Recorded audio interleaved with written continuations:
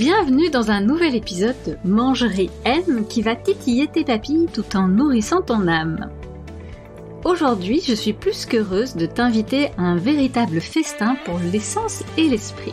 Je reçois une femme fabuleuse qui avait poussé la porte de mon cabinet il y a quelque temps. Elle s'est mixée mode et gourmandise comme personne. Passionnée de voyage, de déco et de do-it-yourself, elle est une véritable source d'inspiration pour les femmes qui cherchent à allier plaisir, gourmandise et style de vie trépidant. À l'approche de la cinquantaine, elle a voulu prendre sa santé en main et apprendre à marier nutrition et gourmandise. Alors si tu as envie de savoir comment elle a transformé ses habitudes sans sacrifier son amour pour la gourmandise, reste avec nous. Cet épisode est pour toi. Prépare-toi, c'est parti pour un épisode ultra savoureux et inspirant. Mangerie M, le podcast qui te fait oublier les régimes pour embrasser une vie plus équilibrée et joyeuse. Par Chloé de Smet, diététicienne holistique, tous les lundis dès 7h sur ta plateforme d'écoute préférée. Aujourd'hui, je suis plus qu'heureuse de t'inviter à un véritable festin pour les sens et l'esprit. Je reçois Sophie Charlier, une femme qui respire la joie de vivre. Blogueuse et styliste culinaire, elle est la créatrice du blog à succès tomatecerise.be. Sophie était donc venue me voir à l'approche de la cinquantaine et en pleine période de ménopause avec un défi captivant, trouver l'équilibre entre son amour pour la bonne chair et sa volonté de prendre sa santé en main. Et devine quoi, elle a relevé le défi avec brio. Malgré un emploi du temps chargé en dîner, cocktails, dégustations, etc., parce que Sophie aime bien quand ça bouge, elle ne voulait pas sacrifier son mode de vie. Alors bonjour Sophie et bienvenue sur ce podcast. Merci beaucoup d'avoir accepté mon invitation. Bonjour Chloé, merci à toi pour l'invitation. Et merci pour toutes les fleurs que tu viens de me lancer. C'est toujours chouette de se faire présenter par quelqu'un d'autre. Hein. Sophie, on se connaît quand même. On se connaît plutôt bien, toi et moi, puisque après être venu en tant que patient dans mon cabinet, on a commencé à collaborer sur des petites vidéos, sur différents projets. Et j'avais envie de t'inviter aujourd'hui parce que voilà, tu es vraiment tout à fait aussi pétillante et j'aime beaucoup la façon dont tu sais rester gourmande aussi et dont tu aimes la mode. Hein. Moi, je suis plutôt nulle là-dedans. Et donc voilà, tu sais comment t'habiller, tu aimes bien le shopping et je pense que ça va inspirer pas mal de mes auditrices et de mes patientes, surtout dans ton parcours. Je voulais revenir avec toi pour débuter un petit peu, pour te faire connaître aussi à mes auditrices, que je voulais que tu nous racontes un peu comment tu as commencé ce métier passionnant de blogueuse culinaire, et est-ce que tu as toujours su que tu ferais ce genre de métier, et voilà, à quel moment tu as su que c'était ta voie? Comment ça s'est passé? Donc en fait, avant d'avoir cette casquette de blogueuse culinaire et de styliste culinaire, j'étais enseignante. Je donnais cours à la Haute École Galilée et figure-toi que je donnais cours de création de sites internet et que Tomate Cerise a été un exemple pour mes étudiants pour leur montrer comment est-ce qu'on crée un site, un blog, comment on réserve un nom de domaine, comment on redimensionne une image. Donc c'était vraiment un cas pratique. Et après quelques années, Tomate Cerise a pris de l'ampleur. Je me suis pris à mon propre jeu. Et voilà, maintenant, j'ai plus de 16 ans de blogging derrière moi. Mon blog comporte plus de 2000 articles, donc c'est vraiment un énorme bazar. et voilà, une source d'inspiration aussi, c'est vraiment très très chouette. Et en fait, l'aventure la plus chouette, c'est les rencontres. Enfin, par exemple, toi, a été une des rencontres de mon blog. J'aurais pu être une patiente, mais évidemment, ça a ouvert d'autres portes. Et en fait, le blog ouvre des portes comme ça auprès de plein de choses, de plein de gens. Et c'est la richesse des rencontres. C'est vraiment, pour moi, ce que je préfère dans le blog, c'est la richesse des rencontres. Ouais, c'est chouette. Donc oui, c'était pas du tout prémédité ce blogging, mais plus un heureux hasard de la vie qui t'a aiguillé vers ça. Alors, c'est très chouette. Mais j'avais quand même hésité, comme tu l'as dit. J'avais quand même hésité au départ, est-ce que je fais cuisine ou est-ce que je fais mode? Parce que j'aime quand même bien les deux, mais je suis quand même très très très très très gourmande, peut-être plus gourmande que fashion victime. Donc, donc voilà. Et puis l'univers de la gastronomie est tellement vaste, et tellement riche que je pense que tu n'arrives jamais au bout. Ouais, ouais. Exact. Et donc, tu le disais, hein, 2000 articles, un peu plus de 2000 articles sur ton blog, c'est énorme. Et tu es quand même la spécialiste des recettes gourmandes et faciles. Et mes patients, comme beaucoup de femmes, ont assez peu de temps pour cuisiner. Et généralement, elles aimeraient concocter des petits plats sains, rapides, faciles, gourmands aussi. Est-ce que toi, tu penses que c'est réaliste de cuisiner quelque chose qui remplisse tous ces critères en moins de 20 minutes par jour? Est-ce que tu as des astuces pour les femmes qui sont tout le temps en mouvement, qui ont peu de temps pour cuisiner? Oui, je pense que c'est tout à fait gérable. Alors, la solution, ce que moi je fais, c'est par exemple, je fais des lentilles, je vais déjà les cuire le jour, aujourd'hui pour demain. Tu vois, je vais essayer d'un petit peu anticiper, parce que je trouve que faire des légumes, le temps de cuisson, les 20 minutes, c'est short. Tu vois, les lentilles, elles vont cuire 40 minutes, mais tu peux déjà les pré-cuire 20 minutes la veille ou les laisser continuer les cuire pendant une demi-heure. Et puis, le jour où tu vas manger tes lentilles, ben, si tu fais des pommes de terre, fais-en 2 fois plus. Un jour, tu vas les manger à l'eau ou à la vapeur. Et la fois d'après, tu vas les manger en salade ou tu vas vite les faire sauter dans un petit peu d'huile d'olive avec quelques légumes. Les pâtes aussi, on en fait un petit peu plus. Le lendemain, on peut en mettre dans la boîte à tartines. Enfin, j'essaye toujours un petit peu de gérer mon menu de la semaine avec 2 ou 3 ingrédients que je cuisine un petit peu plus de manière à pouvoir le réintégrer dans d'autres recettes. Et là, ça me permet de cuisiner en une demi-heure, enfin en 20 minutes. 20 minutes, c'est vraiment très short, hein. Parce qu'il y a quand même le temps où tu pelles les légumes, ou tu les laves, ou tu les coupes, ou alors il faut manger des pâtes, mais on peut pas manger des pâtes tous les jours ou du riz tous les jours. Je sais pas, une de mes diététiciennes m'a appris ça. Ouais, il me semble aussi. J'allais te demander d'où tenait cette information. C'est comme je mange moins de fromage aussi. Je compte le fromage que je mange. On va y venir. Ouais. Donc voilà, donc 20 minutes pour toi, c'est un peu short. Sauf si tu veux vraiment bien manger, 20 minutes c'est un tout petit peu short, mais il faut anticiper. Anticipe, si tu coupes un oignon et que tu as besoin d'un demi-oignon, tu coupes l'oignon entier, l'autre tu le mets dans un Tupperware, le lendemain tu ne dois déjà plus couper ton oignon. En fait, c'est des petites choses comme ça que tu peux prévoir. À un moment donné, je faisais un peu de batch cooking. Je t'avoue que je suis revenue du batch cooking parce que je n'aime pas manger les légumes qui ont été cuits le dimanche, le jeudi. Enfin, je crois qu'il n'y a plus rien dedans, qu'il n'y a plus de nutriments. Enfin, je sais pas si c'est toi qui vas me le dire. Mais j'ai vraiment l'impression, enfin voilà. Non, c'est pas mon mode de fonctionnement. J'ai essayé un peu à un moment donné. Mais par contre, je garde cet esprit d'anticiper un tout petit peu le repas du lendemain ou du surlendemain. Et j'ai quasi toujours un menu de la semaine. Alors, je ne suis pas à la lettre, mais j'ai 5 ou 6 plats qui sont notés sur une feuille de papier et qui me permettent, tiens, là, j'ai besoin d'oignons, je vais déjà faire ça. Ah, tiens, là, je fais ça.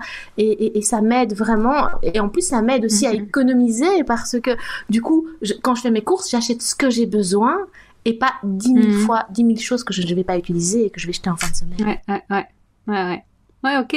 Très intéressant. Puis, c'est des bonnes astuces, ça, hein, de pouvoir anticiper un peu, de cuisiner quelques légumes à l'avance, les jours où on a un peu plus de temps pour pouvoir, les jours où c'est très short, cuisiner peut-être en 20 minutes, allez, 30 minutes. Non, en 20 minutes, c'est possible, mais pas si tu fais un repas vraiment sain comme tu le conseilles. Des pâtes à la sauce tomate ou des pâtes avec c'est en 10 minutes même pas, c'est fait le temps de cuisson des pâtes et c'est bon. Tu peux aussi faire un petit légume, mais si tu veux vraiment faire une pomme de terre, il faut peler la pomme de terre, il faut un légume, enfin enfin ça dépend combien on est. Nous on est 4, parfois 5, rarement 3, donc il faut déjà peler des pommes de terre en conséquence. Tu vois, ça prend du temps. Oui, tout à fait. Ouais. C'est pour ça que s'avancer sur justement le nettoyage des légumes et la découpe, ça peut être, c'est pas carrément du batch cooking, ça s'apparente un peu plus au meal prep. Oui, c'est ça. Mais ça peut aussi, ça peut faire gagner pas mal de temps. Et puis, oui, les femmes qui sont très très pressées et qui ont vraiment pas beaucoup de temps pour cuisiner, on peut utiliser évidemment, des légumes surgelés, ça c'est possible. On peut utiliser aussi des légumes qui sont déjà nettoyés, prédécoupés. Voilà. Nutritionnellement, ça se vaut. Alors oui, quand ils seront frais prédécoupés, ça aura perdu un petit peu plus de nutriments parce que plus au contact de l'oxygène, mais généralement c'est emballé dans des sachets sous vide ou sous atmosphère protectrice, donc ça perd pas trop de ses vitamines.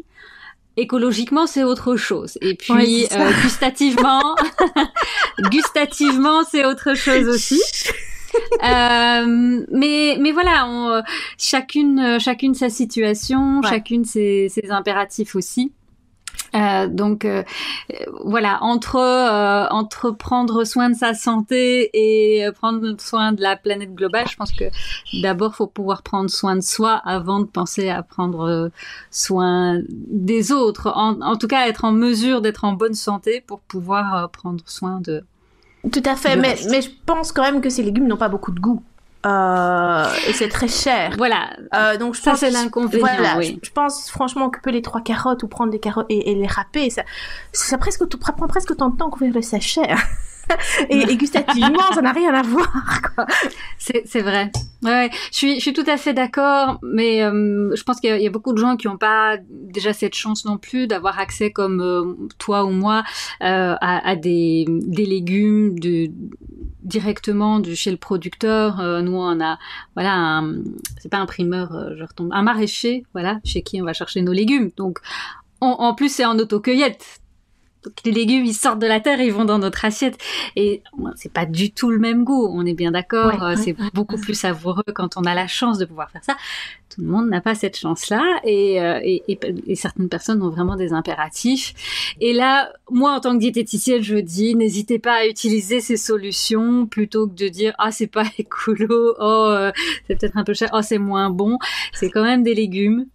Et c'est quand même meilleur pour votre santé aussi que de manger des pâtes tous les jours. Ouais, mais à choisir, le surgelé, moi j'utilise des légumes surgelés de temps en temps, principalement aussi pour faire des soupes.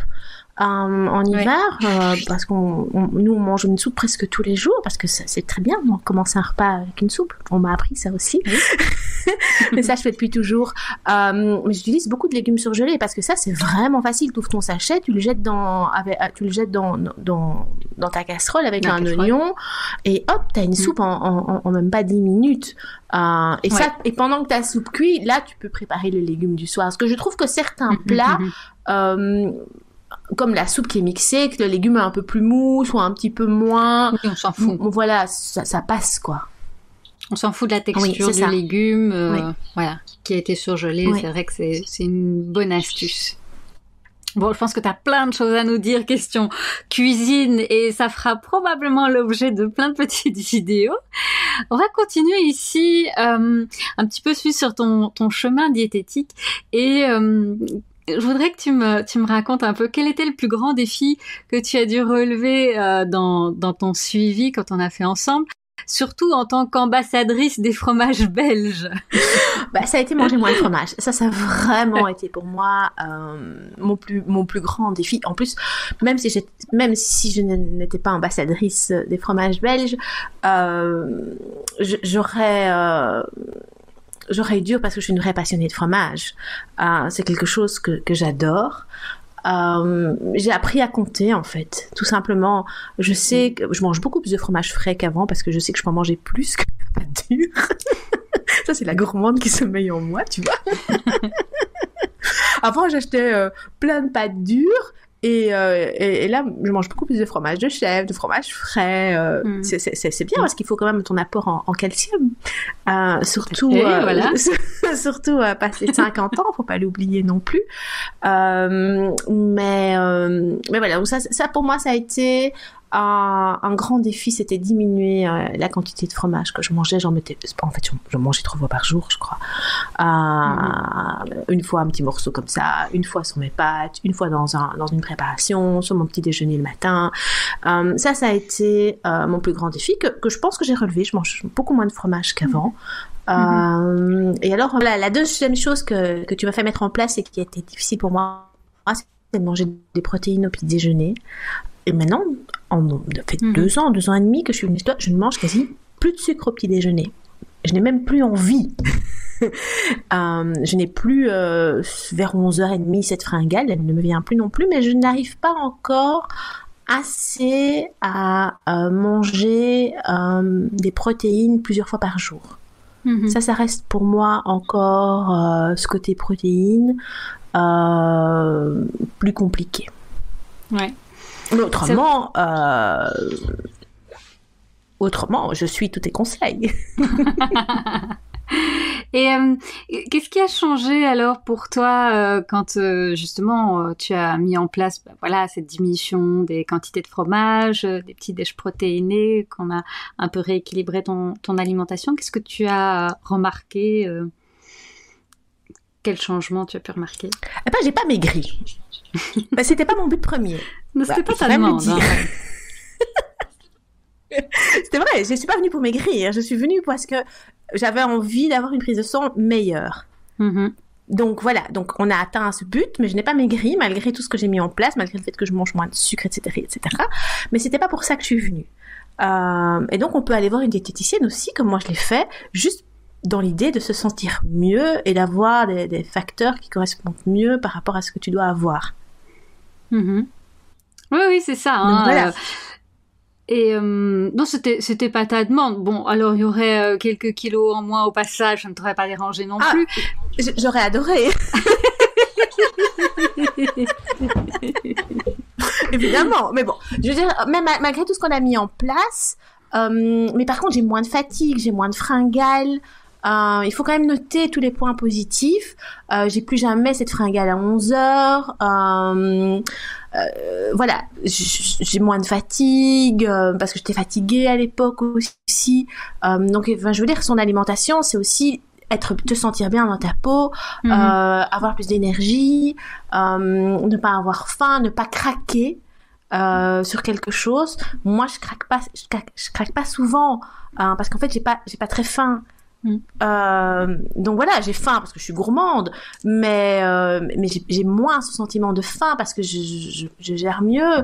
Je vais plus jamais manger par exemple un fruit à 4 heures, juste un fruit. Avec mon fruit, je vais prendre un verre d'eau, j'ai mangé une petite poignée d'amandes, je vais faire un complément, je vais faire une petite enveloppe de différentes choses. Je vais plus aller manger, et même si j'ai envie de prendre un morceau de chocolat, eh ben, je me dis, tant que je mange un morceau de chocolat, je mange un fruit, je prends un verre d'eau. Si t'as faim, rends-toi compte que tu manges, ma chérie. Enfin, tu vois, donc, je fais attention, j'essaye de prendre plus conscience, et du coup, tu te rends compte, mais oui, mais j'ai quand même mangé un bout de chocolat, une poignée d'amandes, j'ai bu un verre d'eau, ou un petit jus de pomme dilué avec un peu d'eau, ou quelque chose comme ça, si j'ai envie d'un petit truc un petit peu sucré, ou un thé. Et après, t'as moins ces fringales qui viennent, et puis 2 heures après, si mon mari rentre et qu'il voit un paquet de chips, non, mais moi j'ai déjà mangé mon goûter, je ne vais pas replonger la main dans le paquet de chips. C'est des choses que tu m'as aidé à mettre en place, et qui m'aident au quotidien, en fait. On voit, t'as vraiment relevé les défis avec brio. T'as mis des chouettes choses en place. Et du coup, comment tu as pu aussi aborder les changements hormonaux de cette périménopause et ménopause en gardant cette vitalité, ce goût pour la vie? Ça a eu un fort impact chez toi? J'ai des coups de chaud tout le temps. Donc voilà, mais non, mais c'est vrai que avoir travaillé aussi sur l'alimentation aide très fort à gérer les fringales, et ça c'est la pire des choses. Je pense que si t'as moins de fringales, tu gères mieux. Et si tu arrives à gérer tes fringales, tu gères mieux ton alimentation. Alors, en plus, moi, je suis mon métier, je suis sollicitée à goûter, manger, à participer à différentes choses. Je choisis pas toujours ce que je mange. Et donc voilà, donc ça c'est peut-être le plus difficile, mais je pense aussi qu'on est dans un mood où tout le monde fait un petit peu attention à ce qu'il mange. Donc tu peux choisir, si tu peux ne pas prendre par exemple tous les akouskis qui passent et choisir les akouskis que tu as vraiment envie. ou ceux qui sont un petit peu plus sains. Faire attention aussi de peut-être se limiter à un verre de vin, un maximum 2. En plus, comme ça, tu peux rentrer en voiture sans problème. Donc, c'est un double avantage. Il y a plein de petites choses à mettre en place. Bien boire aussi. Donc, voilà. Mais c'est vrai que voilà, quand on est sollicité, peut-être pas se resservir. Tu m'avais donné l'astuce aussi de ne pas de prendre une plus petite assiette pour pas me resservir. Bah, je t'avoue que ça, je la fais moins parce que j'aime bien quand c'est joliment mis sur une assiette. Et je trouve que dans une petite assiette, c'est moins joli. Donc. Mais je vois que tu as appris déjà beaucoup d'astuces que je t'avais partagées, donc ça, c'est chouette. Tu es une élève modèle, Sophie. Ouais, non, ça, je pense pas dessus. Voilà. En tout cas, la théorie, tu maîtrises. Non, mais en pratique aussi, franchement, enfin, voilà, mais je craque. En fait, moi, je crois que je sors trop. Ouais. Tu vois, je sors trop. Je vais au restaurant plusieurs fois par semaine. On voit des amis plusieurs fois par semaine. Je sors trop. Et je voudrais pas changer ça de ma vie non plus. Oui, c'est ça. Hein. Donc voilà. Alors, tu vois, si c'est pour rester chez moi et ne pas sortir et pour que voilà, non, ça je fais pas. Mmh. Mais malgré tout, hein, finalement, avec les conseils que j'ai pu te partager, tu as réussi à trouver un juste milieu et tu arrives à prendre soin de ta santé malgré tout. C'était ça l'objectif, hein. Tout à fait. Tout va bien. C'est génial.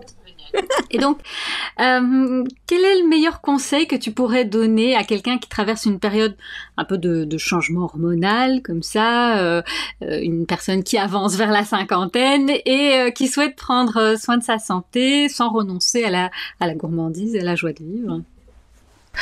Je pense que c'est essayer de prendre conscience de ce qu'on mange. Mm-hmm. Essayer de prendre conscience. Vraiment envie de ça, Sophie? Ouais, j'ai vraiment envie, prends-le alors. Et tu le sais, tu l'as vraiment. Est-ce que tu as vraiment envie? Non, j'ai pas tellement envie. Arrête-toi.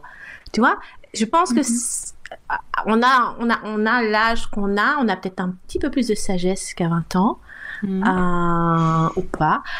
Mais en tout cas, essayer de prendre conscience. Tu vois, c'est vraiment ça.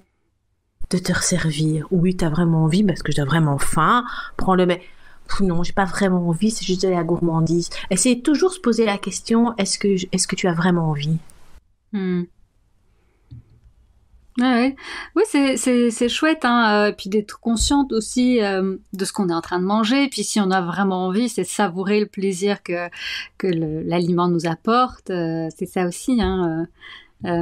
Quand justement tu sors beaucoup, ouais.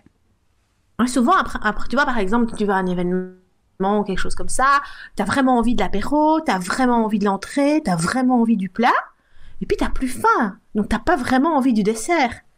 Et donc moi je crois que je zappe tout le temps le dessert depuis quelques temps, même quand on va chez des amis, parce que j'ai plus vraiment envie du dessert. Et ça je me suis permis, et voilà, ma politesse n'est peut-être pas toujours comme elle devrait être, parce que je ne fais pas honneur au dessert que les gens ont préparé, mais voilà, généralement je n'ai plus envie au moment du dessert, donc je m'arrête là.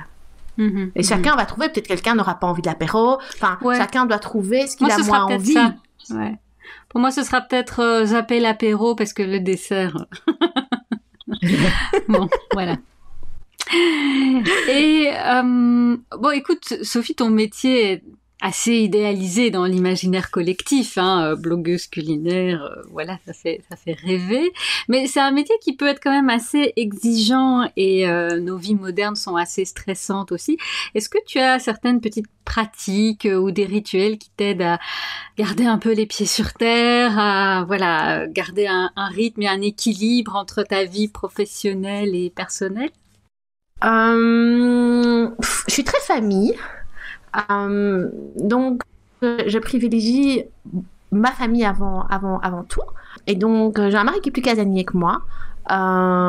Donc, voilà, j'ai envie de faire plaisir. Donc, c'est vrai que que donc voilà, il me tire vers le fait de rester à la maison. Et moi, je suis heureuse quand je suis à la maison avec mes enfants aussi. Donc voilà, ça me permet de ne pas m'envoler trop.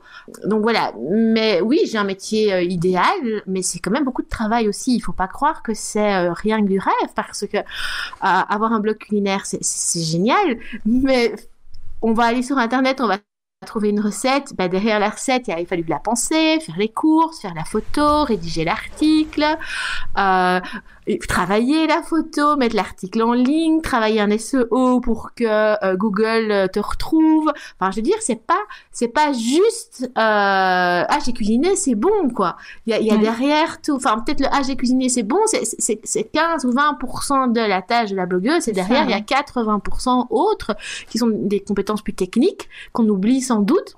Mais si tu veux être une blogueuse qu'on retrouve sur Internet, et donc avec un blog qui fonctionne, t'es obligé d'avoir des compétences techniques derrière qui sont pas toujours faciles et qui prennent du temps, et on se rend pas compte de tout ce qui se passe derrière, quoi.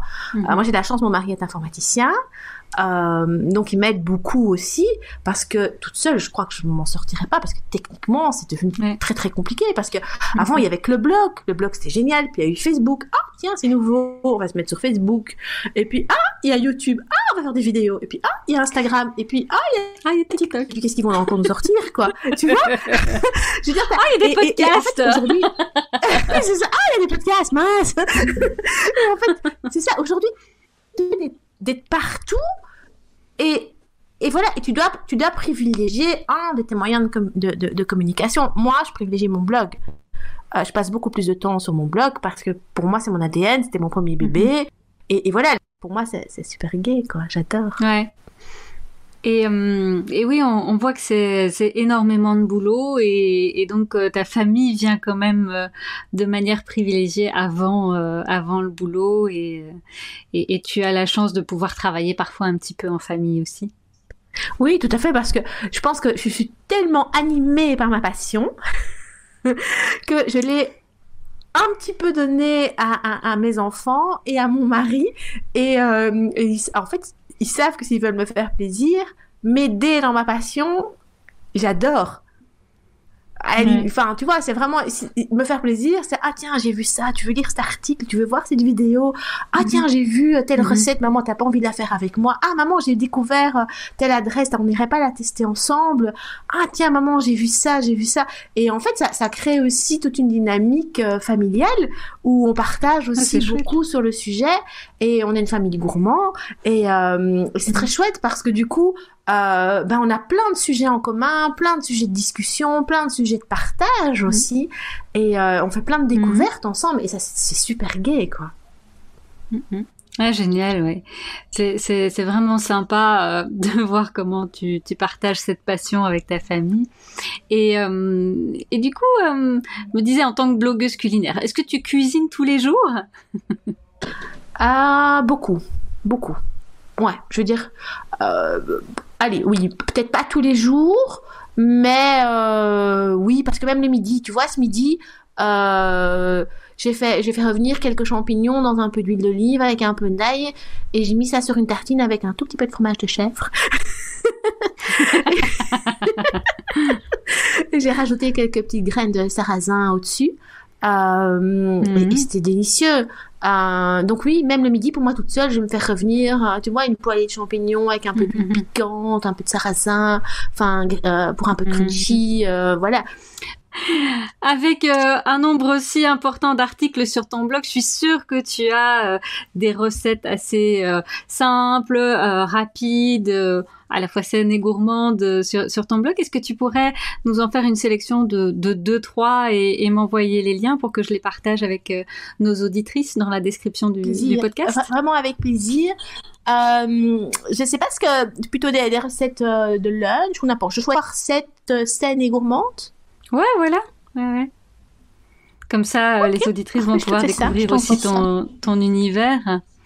Et on va arriver à la fin de ce podcast. Et donc, Voilà, je te pose une dernière question. Mais oui, ça passe super vite. C'était gai. Ouais, tu reviendras. Et puis on continuera à travailler ensemble. Donc, je voulais te poser encore une dernière question. Donc, tu es une femme aux multiples talents et passions. Quel est ton prochain grand projet ou défi qui te tient à cœur? Comment tu prévois de le réaliser? Alors, la semaine prochaine, je recommence des cours du soir. 2 fois par semaine. Voilà, j'avais envie, c'est pas parce que j'ai 51 ans que je dois arrêter de me former, que du contraire, j'adore ça, j'adore apprendre, et tout va tellement vite, tout va tellement rapidement, que je me suis dit que j'allais prendre le temps de me poser pour encore m'améliorer pour mon blog, et donc j'entame une formation à l'ICHEC, en cours du soir la semaine prochaine. Je l'avais déjà fait dans un autre domaine il y a 10 ans, j'avais adoré. Et voilà, donc je me dis ça va me faire du bien de retourner sur les bancs de l'école et d'apprendre et de m'améliorer encore pour essayer d'être encore d'avoir un blog. J'ai pas envie qu'il vieillisse en fait. Ouais. Moi je vieillis, mais lui il peut pas vieillir, tu vois. Forever young. Et donc pour pas qu'il vieillisse, il faut tout le temps le travailler. Et tu vois, il y a plein de choses où je pourrais aller un petit peu plus en profondeur. Et donc là, j'espère qu'ils vont m'apporter les réponses à mes questions. Moi, je pense que tu vas en inspirer plus d'une. Et alors, justement, dernière question qui va avec ça. Tu seras plus à la maison pour les repas du soir. Tu vas devoir encore anticiper alors pour la cuisine des repas du soir. Bah oui, mais ça c'est oui, mais ça c'est vraiment pas un problème. Tu vois, le lundi, je ferai un petit peu plus. Oh oui, c'est normal. Oui, mais non, mais c'est vrai que c'est vraiment pas un problème. Je ferai tu vois, je ferai un repas et j'en ferai un petit peu plus et au pire, moi j'ai un de mes fils qui cuisine très très bien aussi, donc il prendra le relais si j'ai vraiment pas envie de cuisiner. Donc voilà. Et puis moi je suis en scrupule. Hein. Si un soir j'ai pas envie de faire à manger, moi je sors des nouilles. Et je les mélange avec un légume. Si un autre soir j'ai pas envie de faire à manger, je prends une boîte de thon avec une sauce tomate parfumée que je jette dans le tas. Tu vois, j'ai pas de scrupules. J'adore cuisiner, mais si jamais j'ai pas le temps et pas envie, soit je vais au resto, soit je commande, soit je fais un truc de la flemme, quoi. On sait pas tous les jours cuisiner hyper sainement, désolée, oui. Même si on essaye d'atteindre un objectif. Voilà. Oui, moi ma version c'est tomate cerise, c'est pas tomate cerise, thon, basilic, oui, c'est ça, voilà aussi, ça marche très bien. Ça marche très bien, tu vois, et je jette quelques olives dedans, un peu de basilic et c'est bon. Enfin voilà, on sait pas. Oui, on sait pas tous les jours faire. On n'a pas tous les jours envie. Hein. J'ai toujours des gyoza dans mon congélateur. C'est facile avec une salade de carottes râpées. Bingo, t'as fait à manger en moins de 10 minutes. Voilà, il y a juste 2 choses à avoir dans son congélateur. Et sur la bolo. La bolo, une bolo, ça peut te servir comme bolo, comme des parmentiers, comme base de chicken carne. Et voilà, et avec ça, t'as à manger aussi rapidement. Voilà, quelques petits trucs, un peu d'organisation et hop. Je sens que ça va faire l'objet de petites vidéos et de concertations entre nous. Dites-nous à nos agendas. Voilà, je compte sur mes auditrices pour nous dire si elles sont partantes pour des petites émissions, pour les petites astuces de Sophie et moi. La cuisine de flemme, la cuisine minute. Ouais, c'est voilà. ça. Ah, mais super. Il y a plein de choses à faire. Voilà. En tout cas, merci Chloé de m'avoir invitée dans ton super podcast. Un tout grand merci à toi Sophie, ça m'a fait très plaisir de te recevoir ici et donc je mettrai tous les liens vers ton blog, vers les petites recettes, vers tes réseaux sociaux aussi, tous les endroits où on peut te trouver dans la description du podcast. Et si ce podcast vous a plu, abonnez-vous pour être tenu au courant de la sortie des prochains épisodes. Alors, si je me souviens bien, le prochain podcast, j'ai pas d'invité. Prochain épisode, ce sera moi toute seule. Je viendrai à nouveau vous parler d'un sujet plus proche de la nutrition.